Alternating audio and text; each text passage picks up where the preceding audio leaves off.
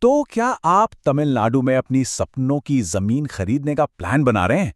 और क्या कागजी कार्रवाई और कानूनी दांव-पेच सोचकर थोड़ी घबराहट हो रही है? अगर ऐसा है तो फिक्र मत कीजिए। ये चर्चा बिल्कुल आपके लिए ही है।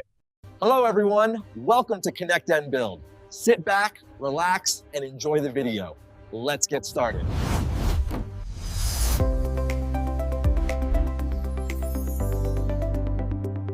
ये सिर्फ कोई सुनी-सुनी कहानी नहीं है दोस्तों। ये बहुत से पहली बार जमीन खरीदने वालों की कड़वी हकीकत है। सोचिए, एक बड़ा सपना, एक बड़ा इन्वेस्टमेंट कैसे एक भयानक नुकसान में बदल सकता है। तो सवाल ये उठता है कि इस तरह के धोखे से कोई कैसे बचे, अपनी जिंदगी भर की कमाई को कैसे महफूज रखे।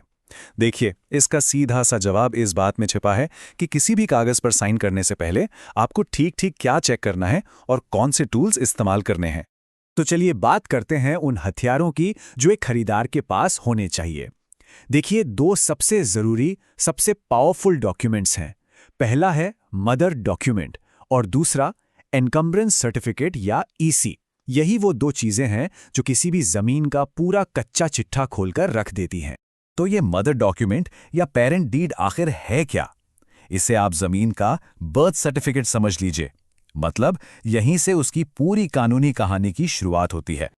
हाँ, मैं मानता हूं ये प्रोसेस थोड़ा मेहनत वाला लग सकता है, लेकिन यकीन मानिए, कम से कम 30 साल पीछे तक की ओनरशिप चेन को ट्रेस करना ये बेहद बेहद जरूरी है। ऐसा क्यों? क्योंकि इसी से आपको किसी भी छिपे हुए पारिवारिक बंटवारे या पुराने झगड़े का पता चलेगा, जो बाद में आपके लिए एक बहुत बड़ी मुसीबत बन सकता है। अब आते हैं ईसी पर, यानी इनकम्बरेंस सर्टिफिकेट।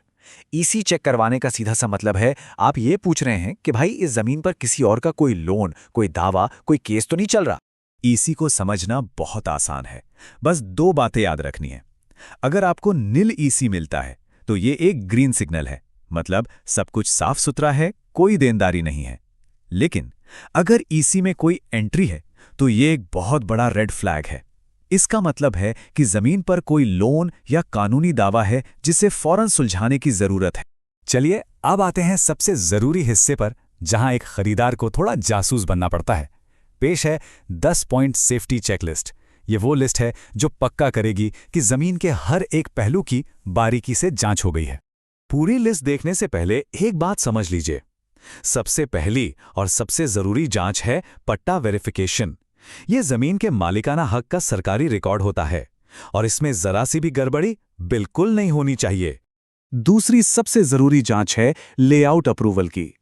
इससे यह पक्का होता है कि जो प्लॉट आप खरीद रहे हैं वो कानूनी तौर पर सही है और किसी भी गैर कानूनी या अनअप्रूव्ड कॉलोनी का हिस्सा नहीं है। और ये रही आपकी पूरी 10 पॉइंट चेकलिस्ट। मैं जानता हूं इसमें काफी जानकारी है, तो आराम से स्क्रीन को पॉज कीजिए और हर पॉइंट को ध्यान से पढ़िए। मेरी सलाह है कि किसी वकील के साथ बैठकर इस लिस्ट को फॉलो करें, ताकि कोई भी जरूरी जांच गलती से भी ना छूट जाए। अच्छा, चेकलिस्ट तो आपके पास है, लेकिन इसके बावजूद कुछ ऐसे आम धोखे और जाल हैं जिनमें अक्सर खरीदार फंसी जाते हैं। इनको जानना भी उतना ही जरूरी है। जैसे कि जाली पट्टे जो भ्रष्ट अधिकारी बना देते हैं, या फिर सरकारी जमीन जिसे पोराम्बो कहा जाता है, उसकी अवैध बिक्री, और भी बहुत कुछ। ये कुछ सबसे आम और सच कहूं तो सबसे महंगे धोखे हैं जिनसे आपको हर हाल में बचना है।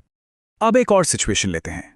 मान लीजिए आपने सारी जांच पड़ताल कर ली, सब कुछ ठीक था, लेकिन फिर अचानक आपके सामने आ जाती है आखिरी चुनौती, सरकार का अधिग्रहण नोटिस। तो ऐसे में क्या होता है, क्या करना चाहिए? तो यहां सबसे जरूरी बात यह है कि जमीन के मालिकों के अधिकार कानून के तहत पूरी तरह सुरक्षित हैं, और ये सुरक्षा मिलती है 2013 के RFCT LAR एक्ट से। अब मुआवजे के जो नियम हैं वो इस बात पे निर्भर करते हैं कि जमीन शहरी इलाके में है या गांव के इलाके में। और आपको जानकर हैरानी होगी कि दोनों में मुआवजे का जमीन आसमान का फर्क हो सकता है। ये एक ऐसी बात है जो हर जमीन मालिक को पता होनी ही चाहिए। इसको एक उदाहरण से समझते हैं तो आपको अंदाजा लगेगा। मान लीजिए आपकी ग्रामीण जमीन की मार्केट वैल्यू 20 लाख रुपए है। पता है इसका मुआवजा कितना मिल सकता है? 80 लाख रुपए तक। है ना ये एक बहुत बड़ा अंतर? और अगर आपको लगता है कि सरकार जो मुआवजा दे रही है वो ठीक नहीं है, तो निराश होने की बिल्कुल जरूरत नहीं है। इसे चुनौती देने के लिए एक पूरा साफ सुथरा कानूनी रास्ता मौजूद है जिसे आप अपना सकते हैं। तो इन सारी बातों को समेटते हुए अब हम आखिर में इस सवाल पर आते हैं कि कोई भी अपने निवेश को पूरी तरह से 100% सुरक्षित कैसे बना सकता है। देखिए, इस पूरी चर्चा का जो सबसे बड़ा सबक है वो ये है, वेरिफिकेशन पर जो आप थोड़ा समय और पैसा लगाते हैं वो कोई खर्चा नहीं है, बल्कि वो आपके लाखों के निवेश के लिए सबसे अच्छा इंश्योरेंस है। तो अब आपके पास सारे टूल्स भी हैं और पूरी चेकलिस्ट भी है।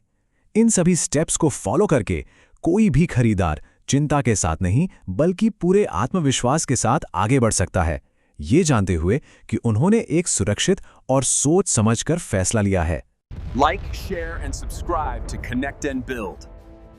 I have already done. Did you guys subscribe?